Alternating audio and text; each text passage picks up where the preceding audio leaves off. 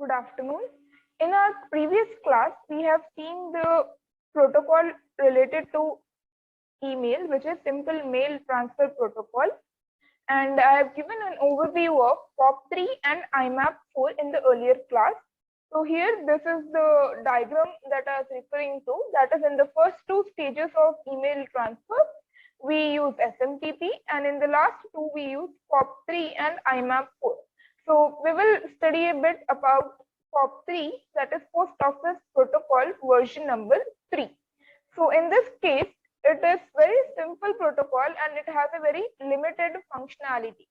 The client POP3 of the client side, so the client POP3 software is installed on the recipient computer. So this POP3 software is installed on the recipient computer, so the receiver computer. So I'm just mentioning our computer. Now, the server POP3 software is installed on the mail server. So for POP3, that is Post Office Protocol 3, we have two, the client side and the server side. So the server is installed on the mail server on the receiver side, okay, or on the receiving side. So mail access starts with the client when the user needs to download an email. So whenever, suppose this is our user and he is requesting to download the email from the mailbox on the mail server. Okay, so this is the mail server here. The client opens a connection to the server on TCP port 110. So we have seen the TCP protocol and what is the port number. So port 110. It then sends its username and password to access the mailbox. So whenever we are talking about emails, we know that each user will have a username and a password. So the user can then list and retrieve the mail messages one by one. And POP3 has two modes. The first is the delete mode, and the next is the keep mode. In the delete mode, the mail is deleted from the mailbox after each retrieval, and in the keep mode, the mail remains in the mailbox after retrieval also. The delete mode is normally used when the user is working at her permanent computer and can save and organize the received mail after reading or replying. Now, the keep mode is normally used when the user accesses her mail away from her primary computer, that is your laptop. The mail is read but kept in the system for later retrieval and organizing. So basically, this delete mode is when usually the user is working at your permanent computer, and at that time you can save and organize the mail. But keep mode is when you're not working on your primary computer, you're just reading the mail, and then what it is done, the mail is read but kept in the system only. Now the next is here IMAP. So we have seen about IMAP, POP3. Next we are seeing about this IMAP. IMAP is basically Internet Mail Access Protocol.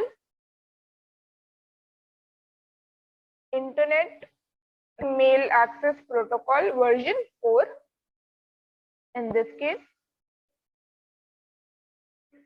So IMAP is also very similar to your POP3, that is Post Office Protocol version 3. But what it has is, this protocol has more features and it is more powerful and complex. More powerful and complex. Okay, so this is with respect to IMAP and POP3. POP3 is deficient or has a few disadvantages in several ways. So we will see the disadvantages of POP3 over here. So basically, it does not allow the user to organize the mail on the server. The user cannot have different folders. In addition, POP3 does not allow the user to partially check the contents of the mail before downloading. So that is first and foremost, it does not allow the user to organize, that is we cannot have different folders for our mail, and also it does not allow for partially checking of the contents. Now a user can, in the case of but IMAP 4, so I'm talking about this now, here we can check the email header, check email header prior to downloading, that is before downloading we can check the email header, and also we can perform search operations we can search in the email for a specific string of characters. Suppose you are searching for your assignment in the mail, you can just type assignment and search for the assignment.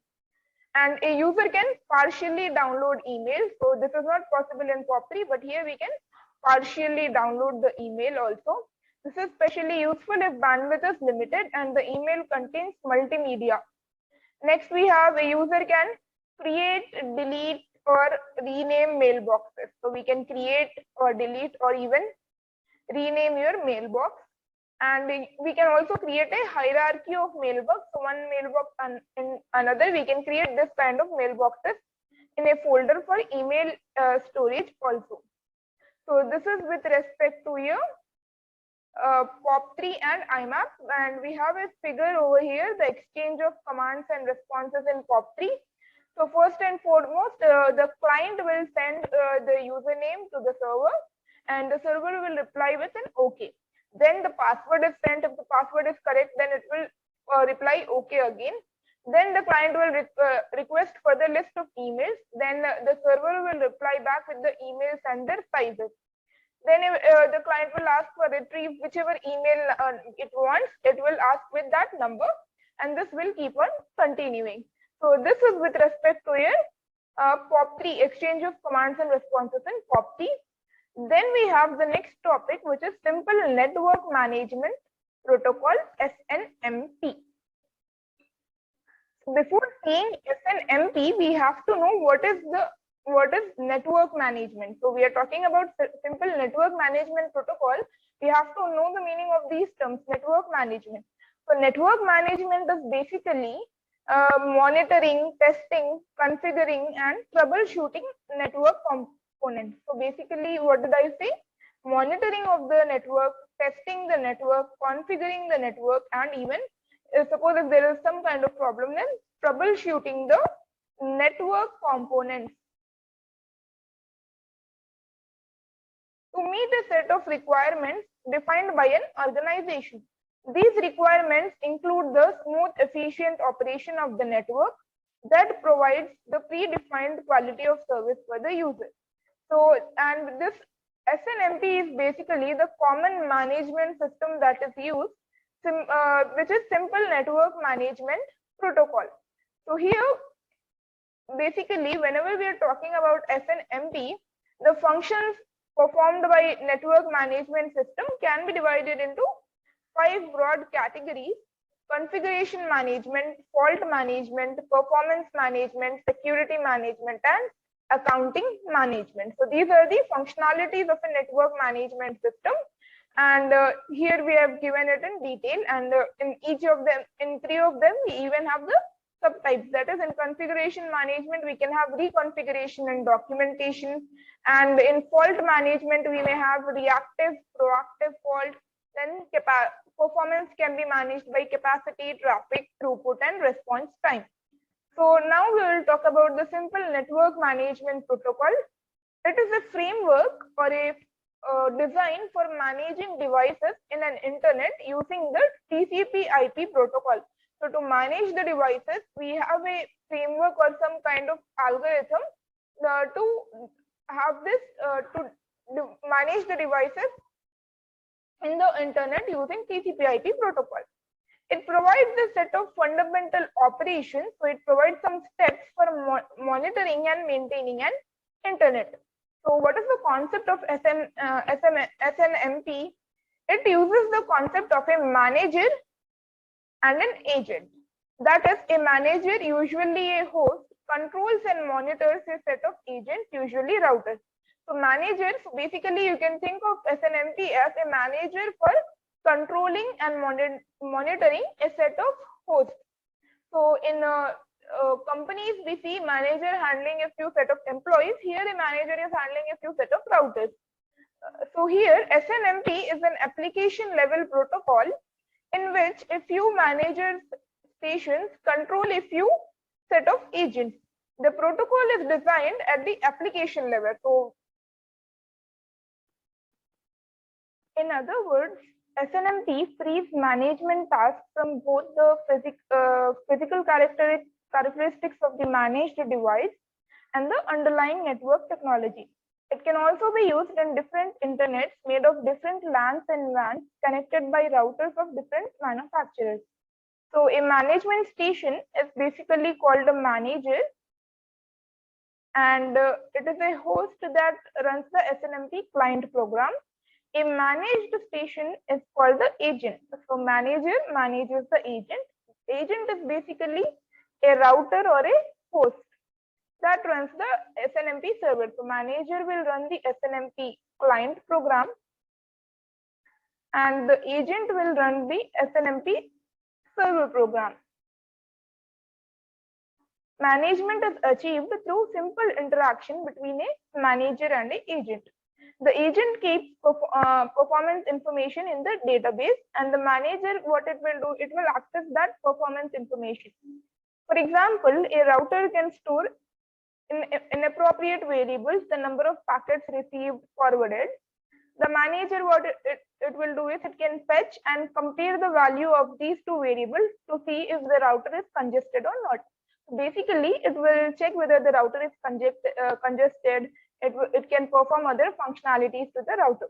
The manager will also make the router perform certain actions. So the manager is basically controlling the router. For example, a router periodically checks the value of the reboot counter or the timer which we set to see when it should reboot itself. It reboots itself, for example, if the value of the counter is 0. Suppose if the timer is becoming 0, it is rebooting itself. The manager can use this feature to reboot the agent remotely at any time. So suppose even if the timer is not becoming 0, the manager, what it will do, it will try to reboot it even if the timer is not 0. That is, it is basically controlling the agent.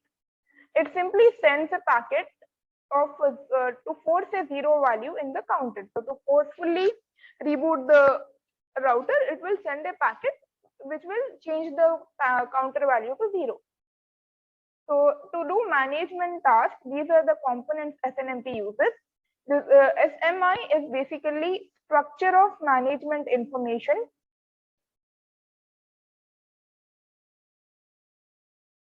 Management information, and this MIB is management information base. Management information base. In other words, management on the internet is done through the cooperation of 3 protocols. So basically what management, how it is being done on the internet, it is using this SNMP, SMI and MIB. So SNMP has a very formal role. So it defines the format of the packet. So SNMP defines the format of the packets exchanged between a manager and the agent and vice versa also. It reads and changes the status of objects in SNMP packets. So as I gave you an example, if the counter is not even 0, sometimes it may forcefully change the timer to 0 or the counter to 0. It also interprets the results and creates statistics with the help of other management software. So the packets exchanged contain the object variable names and their status. This is with respect to SNMP. What does SMI do? SMI defines the general rules for naming objects, defining the object types, what is their range, length, and showing how to encode objects and values. So basically, to use SNMP, we need some rules, and SMI is the one who is defining those rules. So we have rules for naming objects, and also because the objects in the SNMP are a hierarchical structure, so part of a name can be inherited from the parent also. We also need rules to define the type of the objects, what type of objects are handled by SNMP, etc. Can SNMP handle simple types or structured types? And how many simple types are available? Those all things are handled by SMI. So SMI is basically a protocol that defines the rules for SNMP. However, we must understand that SMI is only defining the rule. It is not defining how many objects are managed. So SMI, we can simply say it is a collection of general rules to name objects and to list their types. Now, next we have is MIB. So MIB is basically the management information base, and management information base, what it will do, we need another protocol to define the number of objects, name them, naming of objects, name them according to the rules defined by SMI. So SNMP is using SMI, and SMI itself is using this management information base, and it will name the objects, the types, the relationships to each other, and what it will do. This protocol basically creates a set of objects defined for each entity similar to the database. And after that, so we will just give an analogy. So here we can compare the task of network management to the task of writing a program. Both tasks needs rules. In network management, the rules are handled by SMI. Okay. Both tasks need variable declaration. So in program writing also we need variable declaration.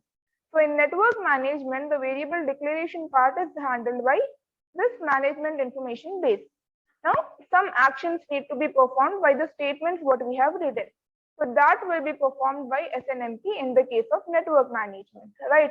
So this is with respect to SNMP. Now we will see the next topic, which is Bluetooth. And this is the last topic of application layer. After that, we will be seeing cryptography.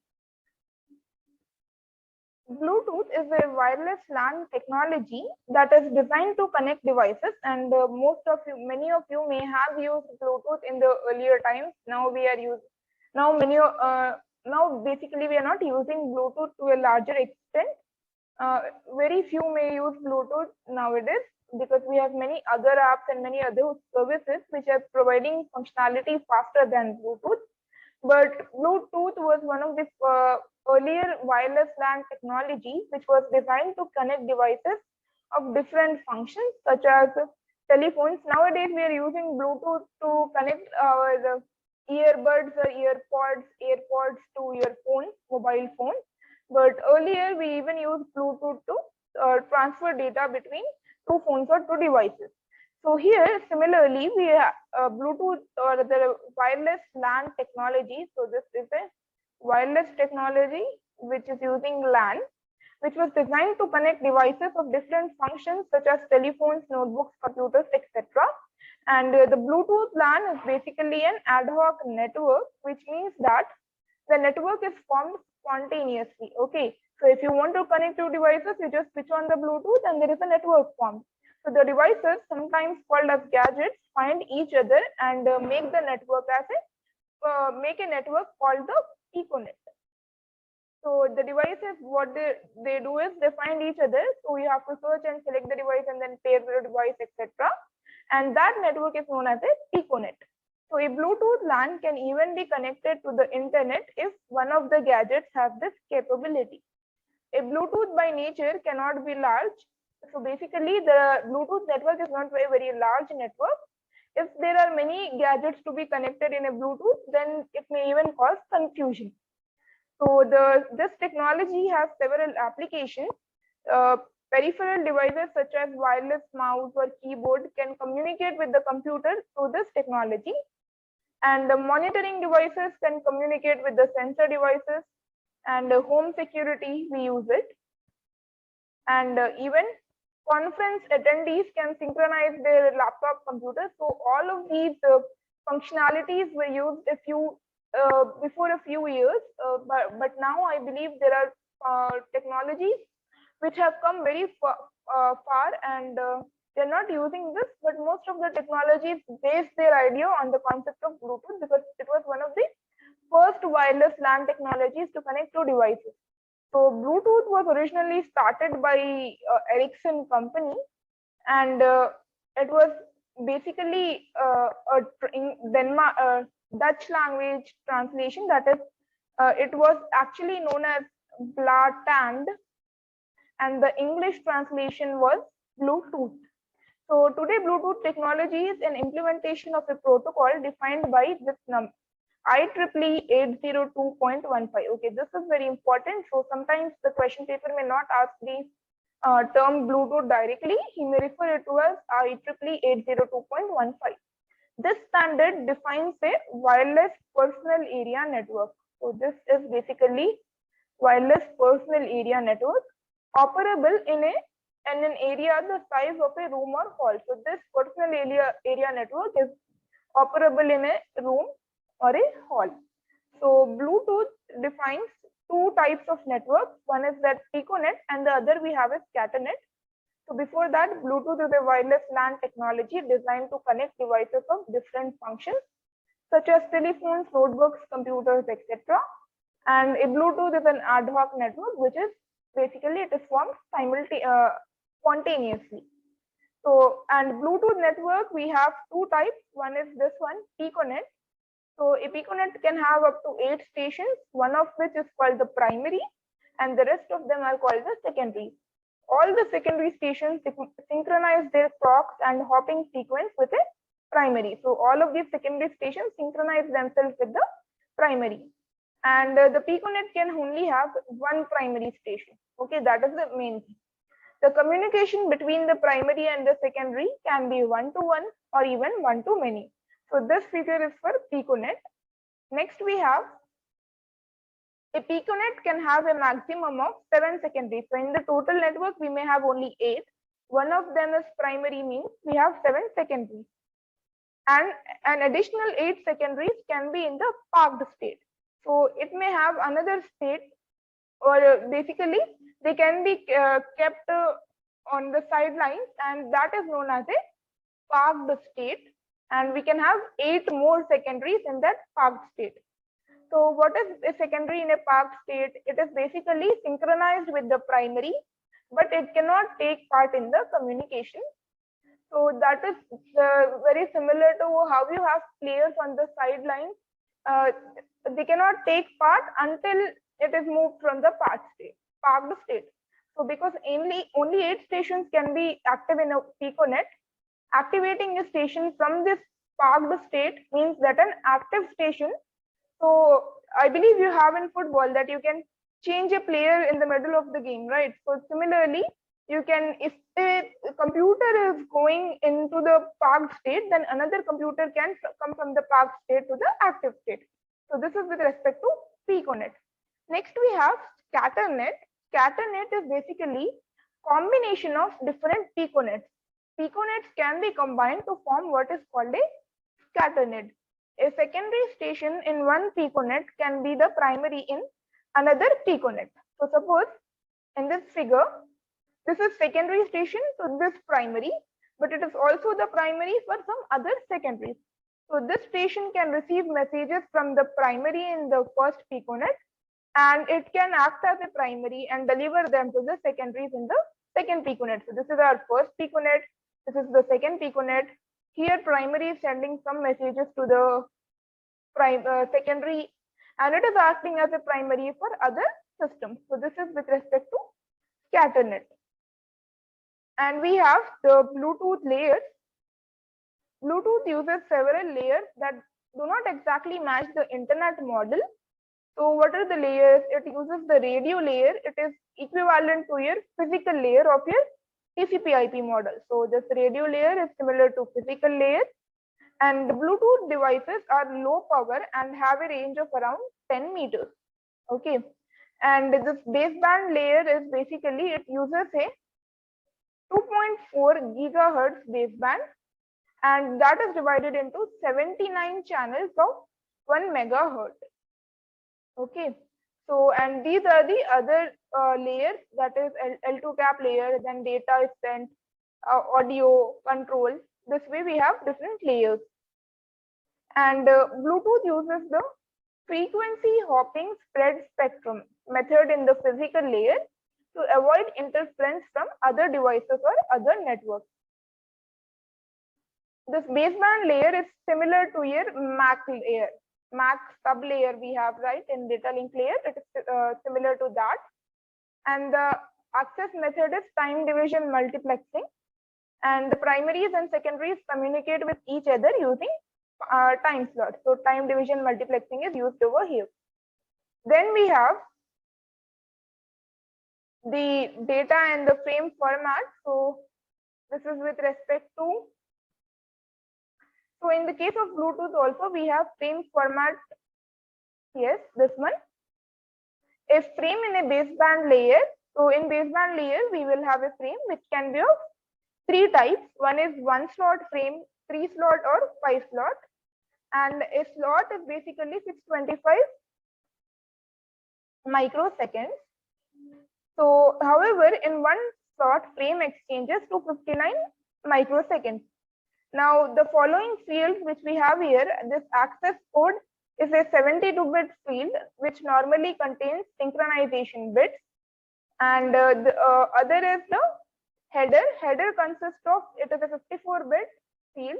It has a 3-bit address subfield. Type is 4-bit. Then we have this flags for flow control, acknowledgement, and sequence number. And I'm not explaining all these terms because we have studied these terms multiple times in various chapters. So I'm just proceeding further by, and this HEC field is the header checksum. Okay, header error correction. So basically it is your checksum field. So this is with respect to your same format type. Next we have this L2 cap layer, which is your logical link control.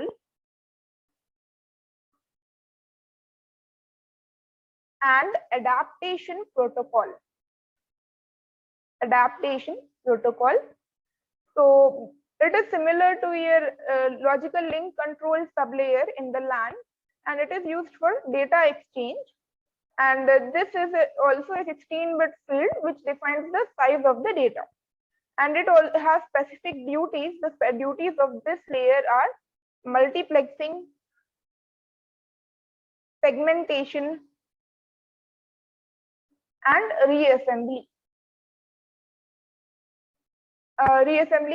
And also quality of service and group management. So I'll just write here quality of service, group management. So these are the 5 functionalities or duties of this L2 cap layer. Then we have the other upper layers which are used for the services of this L2 cap layer. So this concludes the topic of Bluetooth, and in the next class I'll give an introduction of cryptography, and we will continue with cryptography. So thank you.